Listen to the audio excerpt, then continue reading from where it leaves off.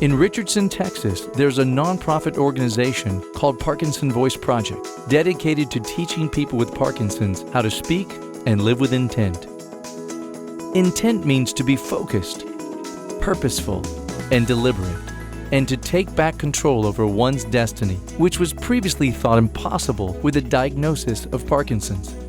Let's start with the basics. Parkinson's disease was first medically described in 1817 by an English physician named James Parkinson. He wrote a manuscript entitled An Essay on the Shaking Palsy, where he described similar symptoms of 6 different people. In the essay, Dr. Parkinson wrote, "So slight are the first inroads of this malady, and so extremely slow is its progress, that it rarely happens that the patient can form any recollection of the precise period of its commencement. It can be difficult for those with Parkinson's to pinpoint when their first symptoms appeared, since the condition progresses so gradually. Some of the early symptoms might include tremor, slowness of movement, impaired balance, rigidity, and reduced writing size." About 55 years after Dr. Parkinson wrote his manuscript, Dr. Jean-Martin Charcot, a French neurologist, suggested that the name of the condition be changed from shaking palsy to Parkinson's disease. He thought that Dr. Parkinson should be recognized for his earlier work, and Charcot was adamant that not all patients had tremors, and that weakness was not a typical symptom of the condition. If you know someone with Parkinson's, you may be surprised by Dr. Charcot's observations about weakness. Let us explain. Parkinson's is characterized by smaller movements, smaller walking, smaller writing, and a smaller voice. Parkinson's does not make muscles weak like other neurological disorders might. Since the movements are smaller, the muscles are not being fully used and can, therefore, become weak. The old adage, use it or lose it, applies to Parkinson's. When patients first go to their neurologist, a blood test, CT scan, MRI, or other test might be ordered. These procedures do not diagnose Parkinson's. They help rule out other disorders that may mimic Parkinson's. A diagnosis of Parkinson's is usually made through clinical observations, a thorough case history, and a neurological exam. When patients present with 2 out of the 4 cardinal symptoms, a diagnosis of Parkinson's may be suspected. A favorable response to Parkinson's medication is also valuable in terms of diagnosis. However, there could be other causes of the presenting symptoms, so it's important to be evaluated by a neurologist who is trained to distinguish these clinical differences, namely, a movement disorder specialist. The exact origin of Parkinson's is unknown, although scientists suspect that genetic and environmental factors, as well as exposure to chemicals and pesticides, could be possible contributors. Parkinson's affects 1 in 100 adults over the age of 60. When someone is diagnosed with Parkinson's before the age of 50, the condition is referred to as Young Onset Parkinson's Disease, or YOPD. Parkinson's is not contagious, and although there is no cure, there is minimal impact on lifespan. April is known as Parkinson's Awareness Month, and the tulip is the international symbol. Parkinson's disease develops when cells in the brain that produce a chemical called dopamine die or become impaired. By the time someone has any symptoms of Parkinson's, as much as 80% of the dopamine in the brain could be depleted. To understand the role of dopamine, let's briefly explain neurons and neurotransmitters. There are billions of neurons in the brain. Neurons receive information from other neurons, process that information, and then send the information to other neurons. In this diagram, you'll notice that there is a gap between the 2 neurons, which is normal for all humans.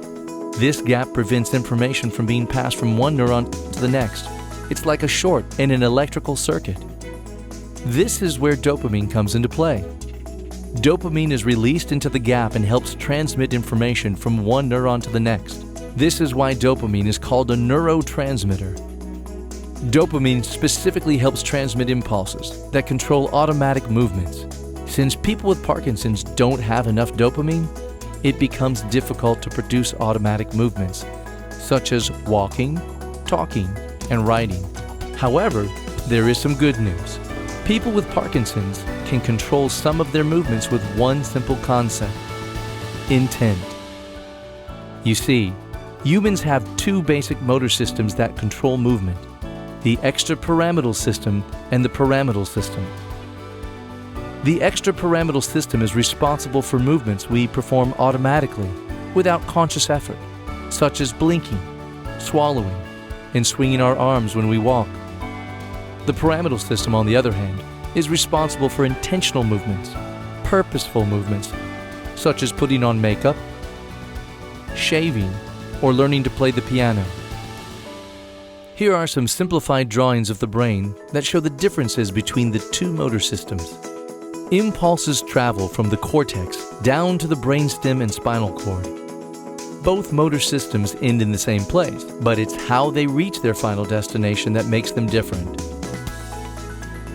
In the extrapyramidal system, there's a complex network of neural fibers that stop at various structures within the brain, including the substantia nigra, where dopamine is produced.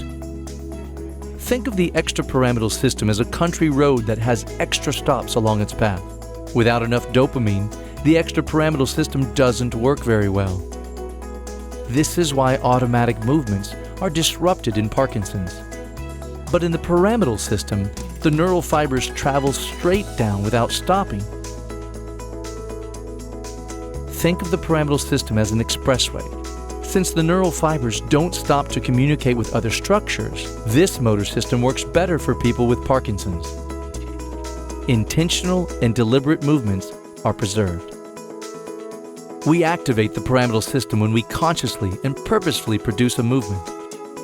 When people with Parkinson's use intent, their speech sounds clearer, they stand up straighter, and their handwriting becomes more legible. All of us have used intent throughout our lives.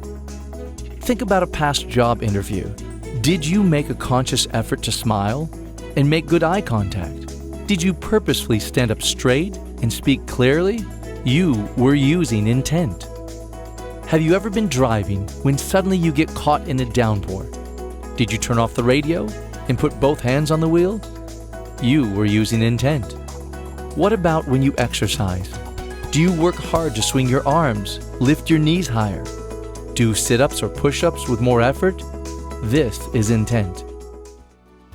At Parkinson Voice Project, we encourage people with Parkinson's to speak with intent. Say it like you mean it. Speak with gusto. And speak like you're the CEO of a company.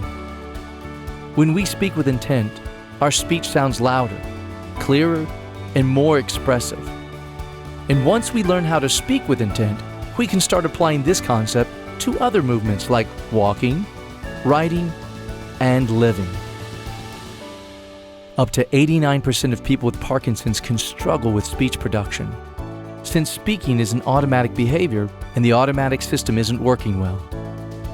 The early signs of a speech disorder can include a softer voice, a voice that sounds hoarse or scratchy, frequent throat clearing, trailing off at the end of sentences, and inconsistent production of the voice. Some days the voice sounds normal, and other days it doesn't. Parkinson Voice Project has developed a two-part therapy approach that helps those with Parkinson's regain and maintain their speaking abilities. Speak Out, followed by the Loud Crowd. Speak Out consists of 25 lessons laid out in a specialized workbook that includes speech, voice, and cognitive exercises. Speak Out workbooks are provided as a gift from Parkinson Voice Project to any person with Parkinson's in the United States who is being treated by a Speak Out trained speech-language pathologist. Parkinson Voice Project appreciates donations to continue providing these workbooks at no cost.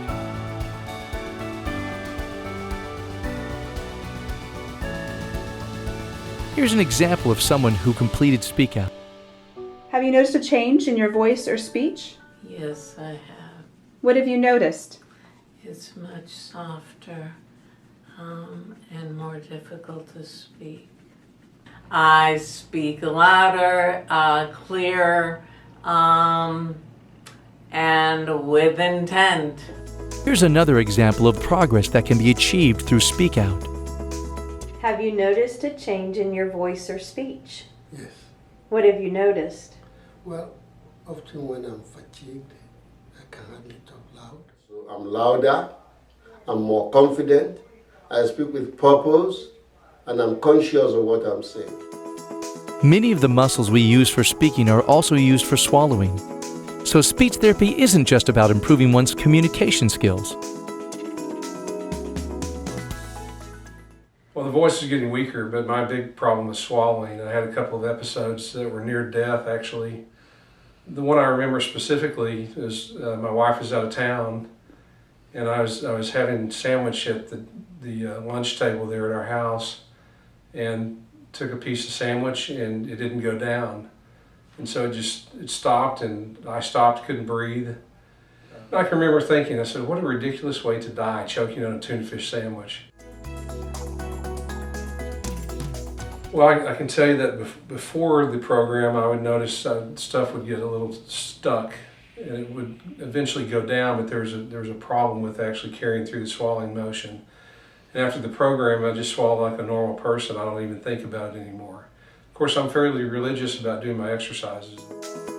Something interesting about speech therapy for people with Parkinson's is that the goal in treatment is very different from traditional speech therapy. For example, when treating a child, the goal is to make speech production automatic. When a child finishes speech therapy, he won't have to think about articulating the syllables anymore. However, since the automatic system isn't working well for those with Parkinson's, the act of speaking will never become automatic. People with Parkinson's will need to exercise their voices every day and will always have to be intentional about speaking. This is where the second part of Parkinson Voice Project's therapy program comes in, the Loud Crowd. The Loud Crowd is a maintenance program that consists of daily exercises, weekly speech groups, and regular follow-ups every 3 to 6 months. Some people might be reluctant to attend group therapy at first. However, these groups provide support, encouragement, and valuable education to both patients and their families, in addition to ongoing instruction by a Speak Out trained speech-language pathologist. At Parkinson Voice Project, the Loud Crowd also includes a singing program. Before we conclude, there is one more aspect of Parkinson's we want to mention. Besides its impact on automatic movements, dopamine can also affect one's motivational drive to get things done. So even though people with Parkinson's have the ability to get stronger, they may not be motivated to exercise daily and attend the necessary therapy sessions. This can be confusing and even frustrating for spouses and family members. They may even mistake the patient's apparent apathy as laziness or pure stubbornness. People with Parkinson's and their family members need to actively address challenges with motivation and find ways to exercise daily. Maintaining the ability to speak and to swallow depends on this.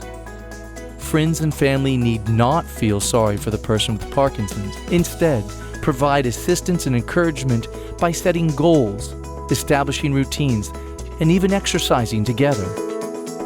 Thank you for taking time to watch this information session. Parkinson Voice Project's vision is that Speak Out and the Loud Crowd will be replicated all over the world so that people with Parkinson's everywhere will learn the benefits of speaking and living with intent. Parkinson Voice Project would like to send you a copy of the Loud Crowd step-by-step plan for living with intent. This document helps organize the steps necessary to manage Parkinson's.